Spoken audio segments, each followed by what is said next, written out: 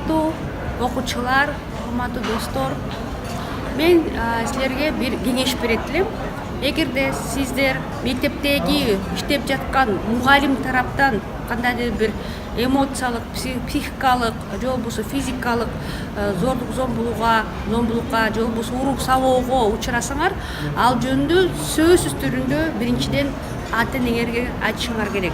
Анан эле ошол эле учурда эгерде өзүңөр класстын чөйрөсүндө балким сизге эмес, балким силерге эмес, балким сенин жаныңда силердин жаныңарда окуп аткан классташтарыңарга караганда башка чоң класстагы балдар зордук зомбулук көрсөтсө, же болбосо ошол эле иштеп аткан класстагы мугалим кандайдыр бир мындай жагымдуу баланын психикасын жагымсыз сөздөрдү сүйлөсө, басмырласа, уруп саласа, сөз түрүндө ата энеңерге айтып барышыңыз керек.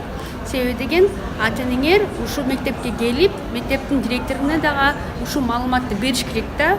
Ушундай силердин классыңарда ал өзүнчө билдириш керек, билдирүү берип, анан ошо окуп аткан класстагы ар бир баланын укугуна мындай коргой турган система түзүп берсин деп ушундай талап коюш керек да.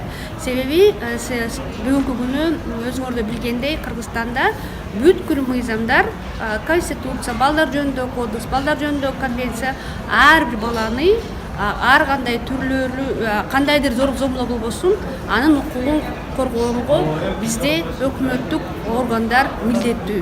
Ата энеңер да силердин укугуңарды коргоого милдеттүү. Аны ошол эле учурда ар бир мугалим кайсы мектеп болбосун, кайсы класста болбосун, менчик класс болобу, менчик мектеп болобу, өкмөттүк мектеп болобу, алар балдарга карата мындай кол тийбестик басмырлабай, мындай психикалык жана эмоциялык басмырлоорду көрсөтпөй билим бергенге алар милдеттүү.